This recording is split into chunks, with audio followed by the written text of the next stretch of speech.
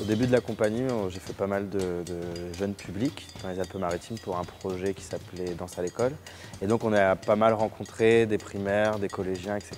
Puis il y avait toujours cette chose qui revenait de oh ben, je sais pas, j'ai rien compris, de toute façon je connais rien à la danse, de toute façon j'ai pas. Et du coup comme si ils n'avaient pas le droit d'émettre un avis parce qu'ils avaient l'impression qu'ils ne connaissaient pas assez de choses ou qu'ils ne comprenaient pas l'objet spectacle, etc.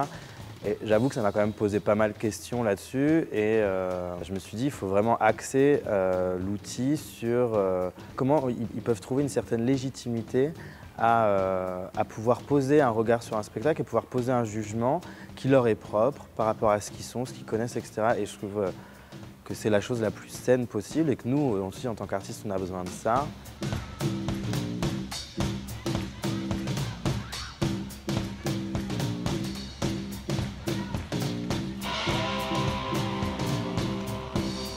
Rockin' Chair, c'est une pièce qui s'articule autour d'un jeu de cartes à danser et d'un espace un peu particulier où le public et le spectateur se retrouvent sur la scène.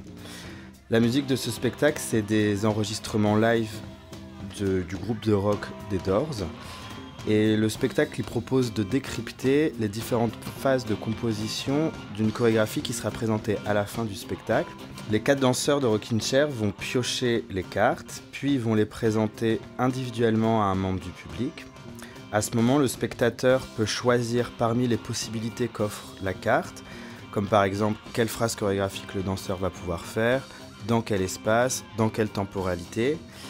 Et au fur et à mesure, il va pouvoir choisir des paramètres plus spécifiques, ou en tout cas des paramètres scéniques, comme la lumière, le costume, la diffusion du son, etc.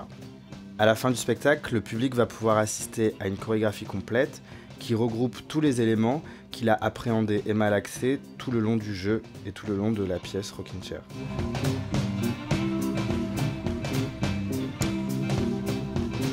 Je trouve que l'interaction avec les enfants, il est quand même assez important et je sens que ça les met aussi, eux, dans une position qu'ils ne connaissent peut-être moins dans un théâtre. Le fait de ne pas être dans un spectateur dans une certaine passivité, mais être responsable et actif et donc de rendre le spectateur actif dans la création d'un spectacle.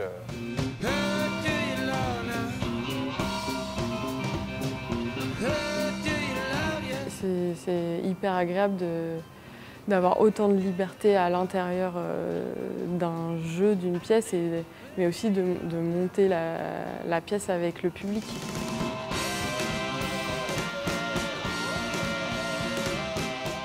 Il y a cette chose-là où je vais faire quelque chose pour lui, donc lui va être avec moi, c'est comme si on partageait ce moment, et en même temps c'est quelque chose qu'on construit ensemble, et il a même plus ou moins le même type de luminosité que nous, on est dans le même bateau, sur le même plateau. C'est vraiment avoir de la considération pour lui et le traiter en tant que tel, en fait, en tant que spectateur, mais finalement il est autant acteur que nous, et il y a un truc de l'adresse aussi, le fait qu'il soit visible.